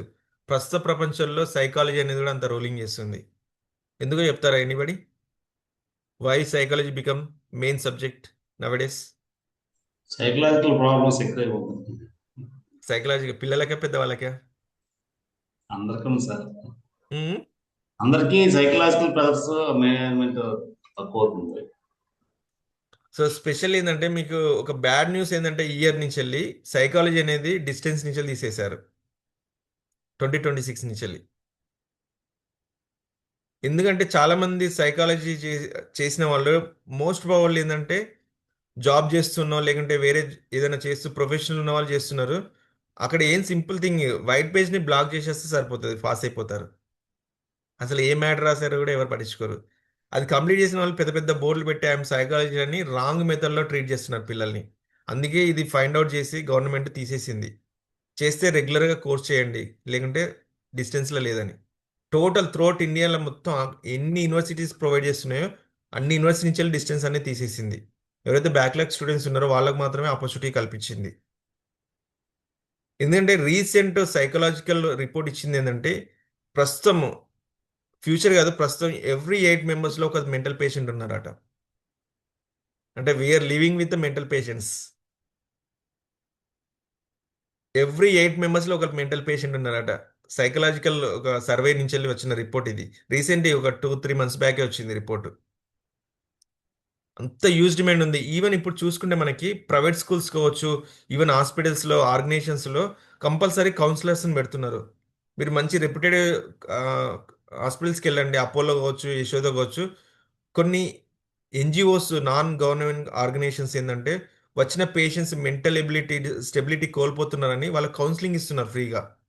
ఎవరైతే పేషెంట్స్ వాళ్ళు క్రానికల్ డిసీజెస్‌తో వస్తారో వాళ్ళకి సెపరేట్‌గా వాళ్ళని పిలిచి మరీ కౌన్సెలింగ్ చేస్తున్నారు. సో, సైకాలజీకి అంత డిమాండ్ అయింది. ఇందులో గూడా డిప్లొమా ఇన్ మనకి ఎస్పెషల్లీ సైకాలజీలో బీఏ సైకాలజీ ఉంటది. బీఎస్సీ సైకాలజీ ఉంటది. Both are same. చాలా మందికేందంటే డిఫరెన్స్ ఉంటది. ఒక్కొక్క యూనివర్సిటీ వాళ్ళు ఇచ్చే అది ఫర్ ఎగ్జాంపుల్ ఉస్మానియా ఉందనుకోండి ఎంఏ సైకాలజీ అంటారు. అంబేద్కర్ యూనివర్సిటీ కావచ్చు, మనకి ఇగ్నో సైడ్ ఎళ్తే ఏందంటే ఎంఎస్సీ సైకాలజీ అంటారు. ఓకేనా? డిఫరెన్స్ అయితే ఏం లేదు. సబ్జెక్ట్స్ అయితే అదే సేమ్ ఉంటది. ఆల్‌మోస్ట్ సేమ్ సబ్జెక్ట్స్ ఉంటాయి. సేమ్ ప్రాక్టికల్స్ ఉంటాయి. మనకి సైకాలజీ చేయాలనుకునే వాళ్ళకి బీఎస్సీ ఎనీ డిగ్రీ చేసినా కూడా అంటే మినిమం మార్క్స్‌తో పాస్ అయిన వాళ్ళు డైరెక్ట్ మనకి పీజీ సెట్ ఉంటది. ఉస్మానియా కావచ్చు, కేయూ కావచ్చు, ఆచార్య ఎక్కడైనా కూడా అది ఎంట్రన్స్ రాసిన వాళ్ళు ర్యాంక్‌ని బట్టి మనం సెలెక్ట్ చేసుకోవచ్చు. ఇప్పుడు ఎనీబడీ అంటే ఎవరైతే ట్రైనర్స్‌గా అంటే ఈ కెరీర్ కోచ్‌లో రావాలనే వాళ్ళు సైకాలజీ చేయడం అనేది బెస్ట్ అండ్ బెస్ట్ థింగ్ నన్నడిగితే. ఎందుకంటే కెరీర్ గైడెన్స్ ఎంత ఇంపార్టెంటో career counselling also that much important. మీరు కొన్ని పిల్లల మీద అప్లై చేయాలి. పిల్లలతో కొన్ని టెక్నిక్స్ గాని, కొన్ని టూల్స్ యూజ్ చేయాలంటే కంపల్సరీ సైకాలజీ చేసున్న వాళ్ళకి మాత్రమే ఆ టూల్స్ అర్థమైతది. ప్లస్ మనం ఎస్పెషల్లీ సైకాలజీ చేసినా గూడా మన క్లినిక్ పెట్టుకోవడానికి రైట్స్ లేవు చెప్పాలంటే. ఒకవేళ క్లినిక్ పెట్టుకున్నా గూడా ఓన్లీ మీరు వర్బల్‌గా మాత్రమే కొన్ని టెక్నిక్స్ అంటే వాళ్ళు చెప్పి మోటివేట్ చేయాలి గానీ, ఎలాంటి టూల్స్ అప్లై చేయడానికి ఉండదు అవకాశం. మీకెప్పుడు అవకాశం వస్తదంటే, ఎవరైతే క్లినికల్ సైకాలజీ చేస్తారో మనకి రిజిస్ట్రేషన్ నంబరు మనకు డాక్టర్స్‌కైతే ఎట్లయితే ఉంటదో, సేమ్ క్లినికల్ సైకాలజిస్ట్‌లో గూడా అలా నంబర్ వస్తది రిజిస్ట్రేషన్ నంబర్. సో, వాళ్ళు క్లినిక్ పెట్టుకొని మనం సర్వ్ చేయొచ్చు. ఇది చాలామంది ఏందంటే ఎంఎస్‌సి సైకాలజీ, ఎంఏ సైకాలజీ చేసిన వాళ్ళు బోర్డ్‌లు పెట్టుకొని చేస్తున్నారని ఆ ప్రాబ్లమ్‌తోని డిస్టెన్స్‌లో తీసేసిల్లు. మీరు ఒక డాక్టర్‌గా చేయాలనుకుంటే క్లినికల్ సైకాలజీ క్లినికల్ సైకాలజీలో కూడా చాలా రకాలున్నాయి. చైల్డ్ సైకాలజీ ఉంది. అడల్ట్ సైకాలజీ ఉంది. సో మెనీ క్లినికల్ సైకాలజీ ఉన్నాయి. హ్యూజ్ డిమాండ్ ఉంది. ప్లస్ ఆపర్చునిటీస్ కూడా ప్రతి స్కూల్‌లో కంపల్సరీ చేశారిప్పుడు. ప్రైవేట్ స్కూల్స్ అయితే. గవర్నమెంట్స్ కూడా రీసెంట్‌లీ రిక్రూట్‌మెంట్ చేస్తుంది. డెఫినైట్‌లీ ఏందంటే సైకాలజీ చేసిన వాళ్ళకి ఫ్యూచర్ అనేది అబండెంట్‌గా ఉంది. చాలామంది. ఈవెన్ పిల్లలు గూడా చాలామంది ఇప్పుడు ఇంటర్మీడియేట్ నుంచి అంటే డిగ్రీ నుంచెల్లే అదే చదువుతున్నారు. చాలా వరకేందంటే డిగ్రీ అయిపోయిన తర్వాత సైకాలజీ ఇస్తుంటారు. కాకపోతే ఇప్పుడు ఈవెన్ డిగ్రీ నుంచెల్లి చాలా మంది ఉన్నారు పిల్లలు చేసేవాళ్ళు. ఎందుకంటే అంత హ్యూజ్ డిమాండ్ ఉంది. ఫారెన్‌కెళ్ళి గూడా చదువుతున్నారు కొన్ని పెద్ద పెద్ద బిగ్గెస్ట్ యూనివర్సిటీస్‌లలో. ఎందుకంటే దానికి అంత హ్యూజ్ డిమాండ్ ఉంది. ప్లస్ వచ్చే ఆపర్చునిటీస్ గూడా మీరేందంటే క్లినిక్ పెట్టుకొని ఒక డాక్టర్‌గా మీరు మోటివేట్ చేయొచ్చు, ఎంకరేజ్ చేయొచ్చు టూల్స్‌తోని. ఎందుకంటే ఇంతకుముందు చెప్పాను గదా! ఎవ్రీ 8లో ఒక మెంటల్ పేషెంట్ ఉన్నారంటే ఎంత డిమాండ్ ఉందో చూసుకోండి మీరు. Future is depending on mental and dental అని చెప్పాను గదా! This is what I want to say. Okay. Next మనకి స్కూల్స్కి మీరు గవర్నమెంట్ స్కూల్స్ కానీ ప్రైవేట్ స్కూల్స్కి వెళ్ళండి, 90% పిల్లల్లో ఒక ఒక 100% పిల్లల్లో ఒక 30-40% పిల్లలు ఇదే చెప్తుంటారు, I want to become a teacher అని. ఎందుకంటే వాళ్ళ టీచర్స్ని రెగ్యులర్గా చూస్తుంటారు కదా, ఫ్రీగా ఉంటారు, ఎంజాయ్ చేస్తుంటారు, లైఫ్ కూడా వాళ్ళది కూడా అలా ఉండాలని చెప్తుంటారు. సో ఆ పిల్లలకు ఇంతకుముందు ఏంటంటే మనకి టీచర్స్ జాబ్స్కి సపరేట్ ఎగ్జామినేషన్ ఉండేది. ఇప్పుడు ఏం చేశారంటే టీఎస్ సెట్ అని, టెట్ అనే ఒక ఎగ్జామ్ పెడుతున్నారు. దాని ఎలిజిబిలిటీ అంటే అందులో వచ్చిన స్కోరింగ్ తోని వాళ్ళకి మనకు కౌన్సిలింగ్ పెట్టి జాబ్ అనేది ఇస్తున్నారు. ఇందులో కూడా మనకి ఏంటంటే ఎలిజిబిలిటీ క్రైటీరియా ఏంటి, బీఎడ్ చేసి ఉండాలి. బీఎడ్ ఇంతకుముందు 1 ఇయర్ ఉండేది, ఇప్పుడు 2 ఇయర్స్ అయిపోయింది. మళ్ళీ నెక్స్ట్ ఇయర్ నుంచి 1 ఇయర్ చేస్తున్నారు అది బీఎడ్ అనేది. 2005 వరకు ఓన్లీ 1 ఇయర్ ఉండేది, తర్వాత 2 ఇయర్స్ చేశారు, మళ్ళీ ఇప్పుడు 1 ఇయర్ అవుతుంది బీఎడ్ అనేది. ఓకేనా. 10th తర్వాత అయితే, సారీ, ఇంటర్మీడియట్ తర్వాత అయితే డిప్లొమా ఇన్ ఎలిమెంటరీ ఎడ్యుకేషన్ అని డెట్ అంటారు. ఓకేనా. చాలా మంది ఏంటంటే ప్రైమరీ స్కూల్స్ అంటే అప్ టు 5th క్లాస్ స్కూల్స్లలో డిఎడ్ చేసిన వాళ్ళకి ఆపర్చునిటీస్ ఉంటాయి. ప్రైమరీ స్కూల్స్కు అంటే మన ఎడ్జిటి టీచర్స్ అంటాం కదా, పండిత్ టీచర్స్, తెలుగు పండిత్ కావచ్చు, హిందీ పండిత్ అని, ఇవన్నీ ఏంటంటే డిఎడ్ నుంచి వచ్చిన టీచర్స్కి ఉంటుంది eligibility. So especially primary up to 5th class వరకు టీచింగ్ చేసే వీళ్ళకి ఉంటుంది అన్నట్టు. ఓకేనా. రెగ్యులర్ కాబట్టి నేను ఎక్కువ స్ట్రెచ్ చేయట్లేదు, మీరు అన్నీ తెలిసినాయి కాబట్టి ఇవి. ఇంకోటి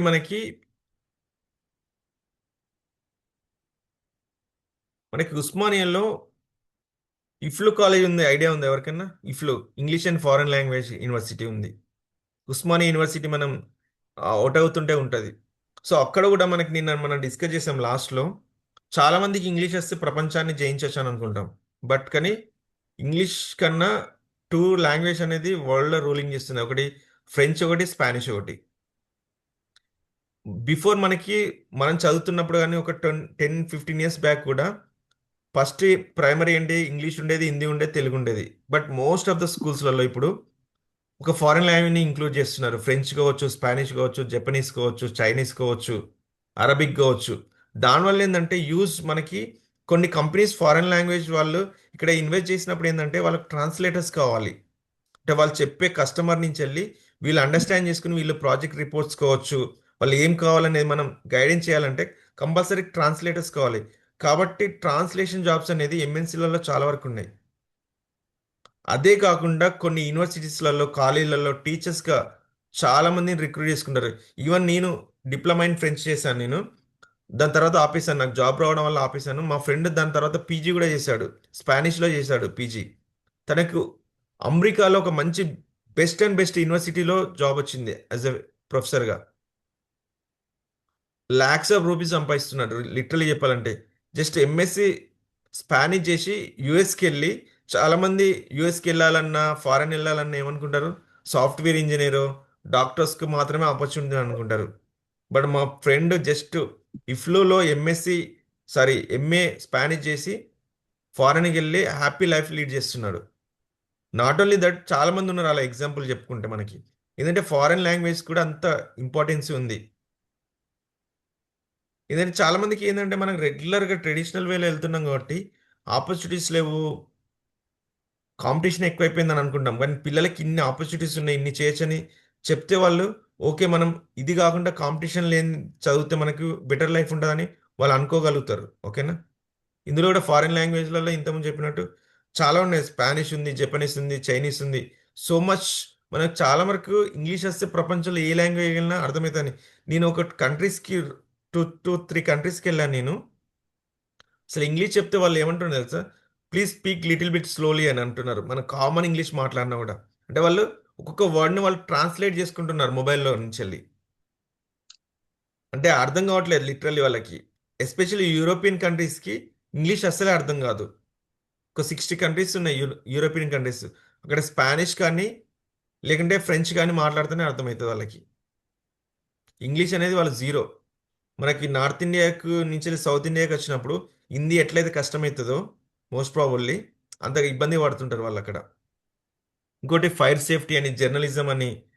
జర్నలిజం కూడా ఈ రోజులలో ఒక పెద్ద టీవీ ఉండి యూట్యూబ్ ఛానల్ ఉంటే చాలు, ప్రతి ఒక్క జర్నలిజం స్టార్ట్ చేస్తున్నారు. మైక్ పట్టుకుని ఏదో ఒకటి చెప్పేస్తున్నారు. అవునా కదా? Home sciences, hotel management, rural development, even rural డెవలప్మెంట్లో కూడా చాలా వరకు ఎంఏ రూరల్ డెవలప్మెంట్ చేసిన వాళ్ళకి మనకి Tata institute of social sciences అని ముంబైలో ఉంది. ఐడియా ఉంది ఎవరికైనా? చాలా వరకు ఏంటంటే మనకి గవర్నమెంట్ నాన్ గవర్నెన్స్ ఆర్గనైజేషన్స్ ఉంటాయి కదా, ఎన్జిఓస్ అని. అందులో చదివిన వాళ్ళకి ఏంటంటే ఈ ఆర్గనైజేషన్స్కి ఆడిటర్స్కి కావచ్చు, వాళ్ళు ఏం కండక్ట్ చేస్తున్నారు, వాళ్ళు ఎలాంటి ప్రాజెక్ట్ చేస్తున్నారని వాళ్ళ మీద అథారిటీగా పంపించడానికి ఈ జాబ్స్ ఇస్తారు అన్నట్టు అక్కడ చదివిన వాళ్ళకి. అక్కడ ఎవరైతే చదువుతారో వాళ్ళు అంటే సోషల్ స్టడీస్ కావచ్చు, రూరల్ డెవలప్మెంట్ కావచ్చు, హోమ్ సైన్సెస్ చదివిన వాళ్ళకి ఏంటంటే గవర్నమెంట్ ఏదైతే స్కీమ్స్ డెవలప్ చేస్తున్నాయో ఆ స్కీమ్స్ మీద వీళ్ళు అంటే అప్ టు న్యూకల్ కార్నర్ వరకు సిటీస్లో వెళ్తుందా లేదా అనే దాని మీద వీళ్ళకి పోస్టులు కండక్ట్ చేస్తున్నారు అన్నట్టు. మేబీ కాంట్రాక్టుల పోస్టులు ఉంటాయి, లేకుంటే రెగ్యులర్ పోస్టులు కూడా ఉంటాయి అన్నట్టు. సో మనకి ఎస్పెషల్లీ రూరల్ డెవలప్మెంట్కి బెస్ట్ అండ్ బెస్ట్ కాలేజ్ ఏంటంటే Tata sciences of social sciences, ముంబైలో ఉంటుంది. అది కూడా యంగ్ అండ్ యంగ్ డైనమిక్స్ పిల్లలు ఈ రోజులలో చాలా మందికి అవేర్నెస్ కొన్ని సినిమాల వల్ల అంటే నేచర్ని కాపాడాలి అనే ఉద్దేశంతో చాలా మంది ఆ కాలేజీలలో జాయిన్ అవుతున్నారు. అవేర్నెస్ వస్తుంది పిల్లలకి కూడా, ఎందుకంటే కొన్ని సినిమాలు చూడడం వల్ల. ఒకటి మనకి ఎన్టీఆర్ సినిమా వచ్చింది కదా, నేచర్ని కాపాడుకోవాలని సంథింగ్ ఏదో, ఆ, సినిమా పేరు ఏదో ఉంటుంది. జనతా గ్యారేజ్. జనతా గ్యారేజ్. సార్కి బాగుంది మెమరీ, సినిమాలు గుర్తుంటాయి. ఎందుకంటే ఇంట్రెస్ట్గా చూస్తాం కాబట్టి పిల్లలకి కూడా మనం వెళ్ళినప్పుడు ఇంకా జస్ట్ ఇలా అంటే ఏంటని చెప్తే చెప్పేస్తారు. పుష్ప సార్ అంటారు, ఎన్ని ఇయర్స్ బ్యాక్ మూవీ వచ్చిందంటే 5 years అంటారు. సరే నేను చెప్పిన కెమిస్ట్రీలో ఒక ప్రాబ్లమ్ లేకుంటే మ్యాథ్స్లో ఒక క్వశ్చన్ అడిగితే చెప్తారంటే సార్ అని పైకి చూస్తారు. సరే ఇంకో ఇంకా కొంచెం ముందుకెళ్ళి కొన్ని సినిమాలలో మనం క్వశ్చన్స్ అడిగామనుకోండి, బాహుబలి సినిమాల ప్రభాస్ నేమ్ ఏంటని అనుకో ఈజీగా చెప్పేస్తారు వాళ్ళు. బట్ 2 days బ్యాక్, 1 day ముందు జస్ట్ అదే రోజు మార్నింగ్ చెప్పిన క్లాస్లో ఏం జరిగిందో ఎవరు చెప్పలేరు. ఎందుకంటే ఆ ఇంట్రెస్ట్ అనేది పెట్టలేకపోతున్నారు పిల్లలు. That is the difference. నిన్న మీరు అన్నారు కదా, ఒక 1 hour 2 hour పిల్లలతో ఎలా చేయాలంటే ఈ స్టైల్లో వెళ్ళాలి వాళ్ళతోని. అంటే సినిమాటిక్ స్టైల్లో తీసుకెళ్తే ఏంటంటే వాళ్ళు ఎక్కువ ఇంట్రెస్ట్ చూపిస్తుంటారు. మధ్య మధ్యలో సినిమాలో ఇన్వాల్వ్ చేస్తుందంటే వాళ్ళు క్యాచీగా వస్తుంటారు. ఓకేనా? ఈ రోజులలో ఎడిటర్స్కి అసలు పనే లేదు, ఎందుకంటే ఏ వచ్చిన తర్వాత ఎడిటింగ్ అనేది మొత్తం జీరో అయిపోయింది. జస్ట్ ఒక ప్రాపర్ ప్రాంప్టింగ్ ఇస్తే అద్భుతమైన పిక్చర్స్ వస్తాయి. అసలు మనమే షాక్ అవుతాం, ఇంత మంచిగా అనిపిస్తున్నానా, ఇంత అందంగా ఉన్నానా అని. అసలు ప్రభాకర్ సార్ నాకు ఫోటో పెట్టి hi sir when our session is going to start అంటే అసలు నేను చూసిన ప్రభాకర్ సార్ నేనైనా కాదని ఒకసారి ఆలోచించుకున్నా నేను. అంత అద్భుతంగానే మనల్ని తీర్చిదిస్తుంది ఎడిటింగ్ అనేది. యాక్షన్ కావచ్చు, డిజైనింగ్ కావచ్చు, మనకి చూస్తే మనకి ఎన్ని నెంబర్ ఆఫ్ ఇక్కడ మనం ఈరోజు డిస్కస్ చేసిన దానిలో చూడండి ఎన్ని డిఫరెంట్ కోర్సెస్ ఉన్నాయి. మనకి చిన్నప్పటి నుంచి చూస్తున్న కోర్సెస్ ఏంటి? 10th తర్వాత ఇంటర్, ఇంటర్ తర్వాత బీఎస్సీ, బీఎస్సీ కాకుంటే బీటెక్, తర్వాత PG. Life ends there only. అవునా కదా? సో అది ఒక సిస్టమేటిక్ లైఫ్లో వెళ్ళిపోతాం, అంటే వేరే ఆప్షన్ లేదు, మేము ఏం చేయలేమని. బట్ ఇన్ని ఆపర్చునిటీస్ ఉన్నాయని పిల్లలకు చెప్తే డెఫినెట్లీ దే విల్ ఫోకస్. మీరు లాస్ట్ ఇయర్ చేసిన ఒక ప్రాజెక్ట్ అయితే ట్రాన్స్ఫార్మ్ స్కూల్ నుంచి వెళ్ళి చాలామంది పిల్లలు పాలిటెక్నిక్ సైడ్ వెళ్ళారు, డిజైనింగ్ సైడ్ వెళ్ళారు, పారామెడికల్ సైడ్ వెళ్ళారు. ఒక 20 to 30 పీపుల్ అంటే స్టూడెంట్స్ నాతో ఇప్పటికీ రెగ్యులర్గా టచ్లో ఉన్నారు. ఇంటికి వచ్చినప్పుడు వాళ్ళ పేరెంట్స్ మొబైల్ నుంచి కాల్ చేశారు, మీరు చెప్పిన తర్వాత మేము డిఫరెంట్ కోర్సెస్ తీసుకుని ఎంజాయ్ చేస్తున్నాం సార్ అని. అంటే తెలియకనే వాళ్ళు ఆ కోర్సెస్లో వెళ్ళట్లేదు వాళ్ళు. సో మనం చెప్తే అట్లీస్ట్ యూటిలైజ్ అవుతుంది. ఒక 10 to 5% పీపుల్ అన్నా యూటిలైజ్ అవుతారు కెరీర్ గైడెన్స్కి వెళ్తే. ఇంకోటి ఎస్పెషల్లీ మనకి డిఫెన్స్లో చేరాలంటే ఎస్పెషల్లీ పేరెంట్స్ భయపడతారు, పిల్లలు కాదు. ఎందుకు చెప్పండి? ఉన్నదే ఒకటి ఇరా, నువ్వు మిలిటరీకి వెళ్ళిపోతే ఏమైపోతావు అని అంటారు. అవునా కదా? ఇక సింపథెటిక్ వాయిస్లో చెప్తుంటారు, నువ్వు మిలిటరీ ఎందుకు నీకని. బట్ కానీ ఇప్పుడున్న టెక్నాలజీ కావచ్చు, ఇప్పుడున్న సెక్యూరిటీ కావచ్చు, బిఫోర్ అది లేకపోవచ్చు. ఇప్పుడు హై కైండ్ ఆఫ్ సెక్యూరిటీ ఇస్తున్నారు వాళ్ళకు కూడా, ఎంప్లాయీస్కి. అవునా కదా? సో ఇండియా అనేది నన్ను అడిగితే మాత్రం బ్యూటిఫుల్ బ్యూటిఫుల్ లైఫ్. ఎవరైతే ఇంటర్మీడియట్ కంప్లీట్ చేసుకుని 16.5 to 19.5 మధ్యలో ఉన్న వాళ్ళ పిల్లలకి దిస్ ద హార్ట్ కేక్ అని చెప్పాలనుకుంటే. ఎందుకంటే ఆ ఎగ్జామ్ రాస్తే మనకి మెయిన్గా ఫిజిక్స్, కెమిస్ట్రీ, ఫిజిక్స్లో ప్లస్ జనరల్ అవేర్నెస్ అండ్ జీకేలో నాలెడ్జ్ ఉన్న పిల్లలకి వాళ్ళు ఎవరైతే సెలెక్ట్ అవుతారో 3 years డిగ్రీతో పాటు 23 years at the age of 23 వాళ్ళకి వచ్చేసరికి వాళ్ళకి ర్యాంకింగ్ వస్తుంది, ప్లస్ వాళ్ళకి ఆనరీ కూడా వాళ్ళ జేఎన్ఓతోనే వాళ్ళకి ఫ్లైట్ లెఫ్టినెంట్ అనే ఒక ర్యాంక్తోని వాళ్ళకు salary plus class room teaching రెండు బోత్ సైమల్టేనియస్గా జరుగుతుంటుంది. సో అద్భుతమైన అవకాశం ఎవరికైతే డిఫెన్స్ సైడ్ రావాలనుకునే వాళ్ళకు NDA is the beautiful beautiful opportunity. నేను ప్రతి స్కూల్కి వెళ్తే వాళ్ళకి అక్కడ ఇంట్రెస్ట్ ఉన్నా లేకున్నా దీని గురించి ఒక 5 మినిట్స్ మాట్లాడతాను నేను. ఎందుకంటే దీనిలో ఉన్నంత అద్భుతమైన అవకాశం ఒక ఇండియాకు సర్వీస్ చేస్తున్న ఒక ఫీలింగ్ ఉంటుంది, ప్లస్ ఒక రెస్పెక్టివ్ పొజిషన్ ఉంటుంది మనకి సొసైటీలో కూడా డిఫెన్స్లో ఉన్న వాళ్ళకి. సో ఇది కూడా ఎస్పెషల్లీ ఎగ్జామ్ 2 టైమ్స్ జరుగుతుంది ఎవ్రీ ఇయర్. ప్రిలిమ్స్ ఉంటుంది, మెయిన్స్ ఉంటుంది, ఇంటర్వ్యూ ఉంటుంది. So army, air wing, navy అది ఎలా సెలెక్ట్ చేసుకోవాలంటే మనం వచ్చిన ర్యాంక్ని బట్టి బెస్ట్ ర్యాంక్ వస్తే మనం చూజ్ చేసుకోవాలి. ఇన్ కేస్ ర్యాంక్ చేంజెస్ వచ్చిందంటే ఏదైతే వరకు ఆప్ట్ చేస్తారో అది మాత్రమే తీసుకునే అవకాశం ఉంటుంది. సో ఇందులో కూడా ఇండియా నుంచి చాలా మంది ఏంటంటే వచ్చిన వాళ్ళకి పైలట్ కావాలని ఎక్కువ ఉంటుంది కోరిక. ఆ పైలట్ కూడా ఒక టెస్ట్ ఉంటుంది, పిఏబిటి టెస్ట్ ఉంటుంది, పైలట్ ఆప్టిట్యూడ్ బ్యాటరీ టెస్ట్ అని. ఓన్లీ 3 టైమ్స్ మాత్రమే మనకి చాయిస్ ఉంటుంది. ఇన్ కేస్ 3 టైమ్స్లో మీరు ఫెయిల్ అయ్యారనుకోండి, లైఫ్ టైంలో మళ్ళీ మీకు ఆ ఎగ్జామ్ ఎవరు కండక్ట్ చేయరు, లైఫ్ టైం పైలట్ కాలేరు మనం. సో అంత సివియర్గా ఉంటుంది అది ఎగ్జామ్. సింపుల్ టెస్ట్, ఒక ఎండ్ నుంచి వెళ్ళి ఇంకో ఎండ్ వరకు స్మాల్ బాల్ని వాల్స్కి టచ్ చేయకుండా తీసుకెళ్ళాలి అంతే. That is the examination. Pilot battery aptitude test అన్నట్టు. అది వాల్స్కి టచ్ అయితే సౌండ్ వస్తుంది. ఓకేనా? అంటే అంత కాన్సన్ట్రేషన్గా తీసుకెళ్ళాలన్నట్టు ఒక దాన్ని. సో ఎన్డీఏ తర్వాత మళ్ళీ నెక్స్ట్ ఉన్నది ఏంటంటే సిడిఎస్ ఉంటుంది, కంబైన్డ్ డిఫెన్స్ సర్వీస్ ఎగ్జామినేషన్ అని.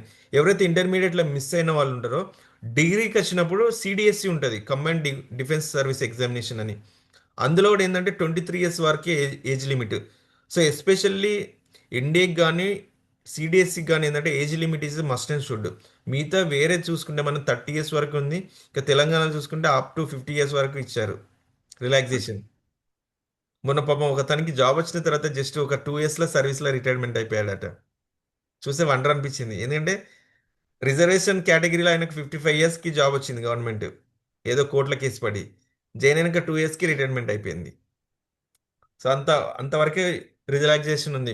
బట్ డిఫెన్స్లో మనకు రిలాక్సేషన్ ఉండదు కాబట్టి అడ్మినిస్ట్రేటివ్ సర్వీస్లో అయితే మనకు 25 ఇయర్స్ వరకు ఉంది డిఫెన్స్లో సిడిఎస్సి ఎగ్జామినేషన్.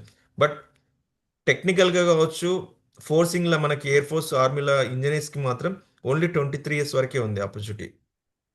సో ఇందులో మెయిన్ సబ్జెక్ట్స్ వచ్చి ఫిజిక్స్, మ్యాథ్స్, కెమిస్ట్రీ. ఇందులో ఎవరైతే ఎక్స్పర్ట్స్ ఉంటారో ఖచ్చితంగా వాళ్ళకి అద్భుతమైన లైఫ్ ఉంటుంది. వాళ్ళకున్న ఆపర్చునిటీస్ కావచ్చు, వాళ్ళకున్న ఫెసిలిటీస్ కావచ్చు, అద్భుతంగా ఉంటాయి. మేబీ జాబ్ వచ్చిన తర్వాత వాళ్ళ రిస్కీ జాబ్ అయినా కూడా వాళ్ళకున్న ఫెసిలిటీస్ మాత్రం ప్రస్తుతంలో మాత్రం అద్భుతంగా ఉన్నాయి చేసేవాళ్ళు. ఓకేనా? ఇదే ఇంతకుముందు చెప్పాను కదా, కంబైన్డ్ డిఫెన్స్ సర్వీస్ ఎగ్జామినేషన్ అని.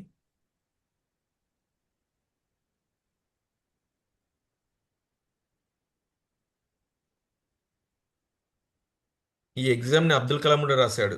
ఐడియా ఉంది ఎవరికైనా?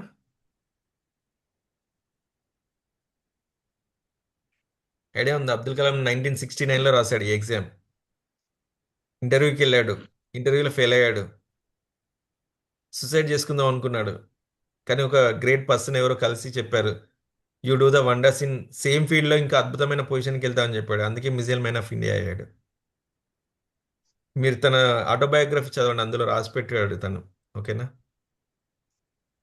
ఈ సిస్టమ్ ఈరోజు ఎందుకు కన్ఫ్యూజ్ చేస్తుంది నన్ను. సార్ మెంబర్స్ తక్కువ ఉన్నారు కాబట్టి సార్. అలా ఏం లేదు సార్. ఓకేనా? ఇంకా సబ్జెక్ట్స్ ఉన్నాయి సార్, ఇంకా మండే రోజు కూడా డెప్త్గా చెప్తాను. ఇంకా కొన్ని డిఫరెంట్ ఇంతవరకు మీరు ఓకే చూడండి సార్, కూడా చాలా నేను బాగుంది సార్, చెప్తాను. చాలా చాలా బాగుంది సార్, చాలా. ఇంకోటి సీజీఎల్ అనే ఎగ్జామ్ ఉంటుంది సార్ మనకి, ఎస్ఎస్సి బోర్డు కండక్ట్ చేసే స్టాఫ్ సెలక్షన్ బోర్డు. ఇది ఎవరైతే గ్రాడ్యుయేట్స్ ఉంటారో ఎన్ని subjects, BA, BCom, BSc, any degree వాళ్ళకు ఎవ్రీ ఇయర్ 2 టైమ్స్ కండక్ట్ చేస్తుంది. ఇది కూడా ప్రిలిమినరీ ఉంటుంది, మెయిన్స్ ఉంటుంది. ఓకేనా? సో ఇందులో ఎన్ని జాబ్స్ ఉంటాయంటే దాదాపు ఒక 40,000 to 50,000 జాబ్స్ పడుతుంటాయి ఎవ్రీ ఇయర్. సో ఏదైతే గవర్నమెంట్ బాడీస్ ఉంటాయో అందులోకి వాళ్ళు సప్లై చేస్తుంటారంట. ఎక్సైజ్ కావచ్చు, ఆడిటర్స్ కావచ్చు, మేబీ అడ్మినిస్ట్రేషన్ కావచ్చు, వాట్ ఎవర్ ఇట్ ఈస్. ఏదైతే ఏదైతే ఆర్గనైజేషన్స్లకి ఎంటీస్ ఉన్నాయో వాళ్ళకి ఫుల్ఫిల్ చేస్తుంటారు అన్నట్టు. ఈవెన్ గవర్నమెంట్ సెక్టర్ హాస్పిటల్స్ కావచ్చు, సెంట్రల్ గవర్నమెంట్ ఎన్ని కైండ్ ఆఫ్ అథారిటీస్కి వీళ్ళని సప్లై చేస్తుంటారు అన్నట్టు. ఇందులో ఇంతకుముందు మిస్ అయిన ఒకటి హెచ్జిఎల్ అని ఉంటుంది, అంటే హైయర్ ఎడ్యుకేషన్ ఇంటర్మీడియట్తో ఉంటుంది, ఇది డిగ్రీతో ఉంటుంది. ఇంకోటి ఏంటంటే హైయర్ ఎడ్యుకేషన్తో కూడా ఉంటుంది అన్నట్టు. హైయర్ ఎడ్యుకేషన్ కంబైన్డ్ ఎగ్జామినేషన్ అది కూడా ఉంటుంది. సేమ్ అది కూడా ఎస్ఎస్సి బోర్డే కండక్ట్ చేస్తుంది అన్నట్టు. అందులో ఏంటంటే జస్ట్ జూనియర్ లెవెల్ అంటే జూనియర్ క్లర్క్స్ కావచ్చు, ఈ టైపిస్టులు, ఈ కైండ్ ఆఫ్ పోస్టులు ఉంటాయి. బట్ సిజిఎల్లో అద్భుతమైన పోస్టులు ఉంటాయి సార్. ఆడిటర్స్ కావచ్చు, కమర్షియల్ ట్యాక్స్ ఆఫీసర్స్ కావచ్చు, బెస్ట్ అండ్ బెస్ట్ ఆపర్చునిటీస్ ఉంటాయి ఇందులో. డిఫరెంట్ డిఫరెంట్ అవి రేపు నేను మండే రోజు చెప్పిన క్లాస్లో అవన్నీ చెప్తాను, ఏమేం పోస్టులు ఉంటాయి, ఏం ఆపర్చునిటీస్ ఉంటాయి అనేది. ఓకేనా? మనకి ఇవన్నీ చాలా మంది పిల్లలకి ఇవన్నీ తెలియక, ఎస్పెషల్లీ స్కూల్లో చెప్తున్న టీచర్స్కి తెలియక పిల్లలు రెగ్యులర్గా వెళ్తున్నారు. పేరెంట్స్ అదే చెప్తారు. ఎన్ని ఏ పేరెంట్ మీరు 100 పేరెంట్స్ తీసుకుంటే అందులో 99% పిల్లల పేరెంట్స్ చెప్పేది ఒకటే, మా పిల్లలకు మెడిసిన్ కావాలి లేకుంటే డాక్టర్ కావాలని చెప్తారు.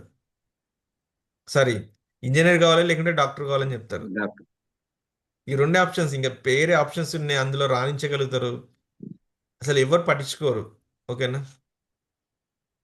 మనకి అదర్ టెస్ట్లు కూడా చూడండి, మనకి కామన్గా ఉండేటి ఏంటి, ఎం ఎంసెట్ కావచ్చు, నీట్ కావచ్చు, కాకుండా బిట్ శాట్ ఒకటి ఉంది, బిట్ ట్రిపుల్ అని ఉంది, వెల్లూరు ఇన్స్టిట్యూట్ ఆఫ్ కమెట్ కే అని ఉంది, ఐపీయూ సెట్, సి సెట్ అని, మణిపాల్, ఇవన్నీ అంటే డిఫరెంట్ డిఫరెంట్ ఇంతకుముందు మనం డిస్కస్ చేసిన దానిలో ఇవన్నీ కామన్ ఎంట్రన్స్ టెస్ట్లు ఉంటాయి.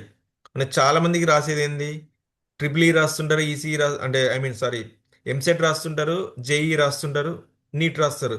ఇవి కూడా రాస్తే ఏంటంటే మనకి వేరే యూనివర్సిటీస్లలో వచ్చే అవకాశం ఉన్నదని కూడా మనం చెప్పొచ్చు. చాలా మంది పేరెంట్స్కి తెలియదు, స్టూడెంట్స్కి అసలే తెలియదు. రాస్తామన్న పేరెంట్స్ ఏమంటారు, అవి ఏంటో ఫేక్ అని అనుకుంటారు. బట్ ఇవన్నీ గవర్నమెంట్ బాడీస్ కండక్ట్ చేసేటి ఇవన్నీ. ఓకేనా? సో ఫర్దర్ మీకు మండే రోజు కంటిన్యూ చేస్తాను సార్. ఇంకా వేరే ఉన్నాయి కోర్సెస్, ఓకే. ఇంతవరకు మీరు చూడని కోర్సెస్ ఇంకా ఉన్నాయి చాలా వరకు, అవి నేను ఎక్స్ప్లెయిన్ చేస్తాను. ఒక్క థింగ్ ఏంటంటే sir, request from my side, మీరు ఖచ్చితంగా ఈ కోర్స్ తీసుకుని ఆప్ట్ చేసుకుని కెరీర్ గైడెన్స్ రావాలన్న వాళ్ళు డైలీ ఎంతో కొంత ఇన్ఫర్మేషన్ తీసుకోండి. మీరు గూగుల్లో సెర్చ్ చేయండి, మీరు పడుకునే ముందు కావచ్చు, ఖాళీ ఉన్నప్పుడు ఏంటంటే జస్ట్ చాట్ జీపీటీకి అండి, మన ఇండియాలో ఏం కొత్త కోర్సెస్ ఉన్నాయి, ఏ యూనివర్సిటీస్ ఉన్నాయి, ఏ సిఎస్ఆర్ ప్రోగ్రామ్స్ రన్ అవుతున్నాయి, ఏ స్కాలర్షిప్స్ రన్ అవుతున్నాయని అట్లీస్ట్ మీరు ఆ పీపీటీని రన్ చేసుకుంటే మీరు ఏదైనా స్కూల్కి వెళ్ళినప్పుడు అది బెనిఫిట్ అవుతారు పిల్లలు. ఇప్పుడు నేను కామన్గా మీరు కెరీర్ గైడెన్స్కి వెళ్ళి 10th అయిపోతున్న ఇంటర్మీడియట్ ఎంపీసీ ఉంటుంది, బైపీసీ ఉంటుంది అంటే ఎవరైనా వింటారా సార్? No body. అందరికి తెలిసిన విషయమే అది, అవునా కదా? మీరు ఏదైనా కొత్త కోర్స్ గురించి కావచ్చు, కొత్త ఏదన్నా సిఎస్ఆర్ ప్రోగ్రామ్ కావచ్చు, లేకుంటే మనకు స్కాలర్షిప్స్ గురించి చెప్పారంటే వాళ్ళకి ఒక ఎనర్జీ వస్తుంది, ఓకే ఫ్రీగా చదవడానికి అవకాశం ఉందా అని. సో అది మీరు కంపల్సరీ చేయండి. ఈవెన్ మీకు డైలీ అయిపోయిన తర్వాత అట్లీస్ట్ ఒక half an hour or 1 hour ఖచ్చితంగా మన స్టూడెంట్ మోడ్లో ఖచ్చితంగా వెళ్తూనే ఉంటుంది. మీకు ఐ థింక్ ఫస్ట్ రోజు శ్రీధర్ సార్ ఒక ఎగ్జాంపుల్ చెప్పుంటాడు, అందరు స్టూడెంట్ మోడ్లోకి రమ్మని ఒక స్టోరీతో చెప్పుంటాడు. చెప్పారా మీకు? ఐ హోప్ చెప్పాడు అనుకుంటా మీకు. సార్ అద్భుతంగా చెప్తాడు అది. ఎందుకంటే మన స్టూడెంట్ స్టోరీ మోడ్లో సార్. ఉన్నప్పుడు మాత్రమే లెర్నింగ్ అనేది వస్తుంది. స్టూడెంట్ మోడ్లో లేమనుకోండి అసలు ఆ లెర్నింగే మనకు స్టార్ట్ కాదు, అవునా కదా? సో స్టూడెంట్ మోడ్లో కూర్చుంటే ఏంటంటే మనకు మైండ్ అనేది ఇగ్నైట్ అవుతుంది, క్వశ్చన్స్ అడగాలనిపిస్తుంది, మనం ఆల్రెడీ ఒక పొజిషన్లో ఉన్నామని ఆ ఫీలింగ్ వస్తుంటుంది కాబట్టి నేర్చుకోలేం. సో సబ్జెక్ట్ని ఎంత ఇన్వాల్వ్ చేస్తే, లాస్ట్ బ్యాచ్లో చేసిన అబ్బాయి ఒక బుక్కే రాశాడు, తనకి అంత ఇంట్రెస్ట్ ఉందన్నాడు కెరీర్ గైడెన్స్ మీద. ఎన్నైతే కోర్సెస్ ఉన్నాయో అది అమెజాన్లో కూడా సెల్లింగ్ ఉంది ఆ బుక్. ఓకేనా? తను బ్యాచ్ 2లో చేశాడు తను. సో అంత డీప్ డిగ్గింగ్ చేస్తే ఏంటంటే మనకి బెనిఫిట్ అవుతుంది. మనం బుక్ అది అందరికి తెలిసిన విషయాలే, బట్ కానీ తను ఏం చేశాడంటే అన్నిటిని కంబైన్ చేసి ఒక బుక్గా రాశాడు. తను ఎక్కడి నుంచో తీసుకురాలి, ఇండియాలో ఏమేమి కోర్సెస్ ఉన్నాయి, ఎలాంటి స్టూడెంట్స్ బెనిఫిట్ అవుతారు ఆ కోర్సెస్ వల్ల అనేది క్లియర్గా రాశాడు అంతే. దాన్ని కొంచెం ఎడిటింగ్ చేసి కొంచెం అందరికీ ఆకర్షించేలాగా బుక్లా డిజైన్ చేశాడు. అది అమెజాన్లో మంచిగా పబ్లిష్ అవుతుంది. సింపుల్ టెక్నిక్ సార్ అంటే ఆ చేంజ్ బుక్ అవుతుంది పేరు చూడండి సార్. ఆ బుక్ పేరు ఏంటి సార్? బుక్ పేరు. What next after 10th sir, అది నేను పెడతాను, లింక్ పెడతాను ఓకే. చూడండి. సో ఇంకోటి కూడా ఓకే. ఏంటంటే సార్, చిన్న ఇంకోటి, నేను వీడియో ఆఫ్ చేసి అది రికార్డింగ్ ఆఫ్ చేస్తున్నా.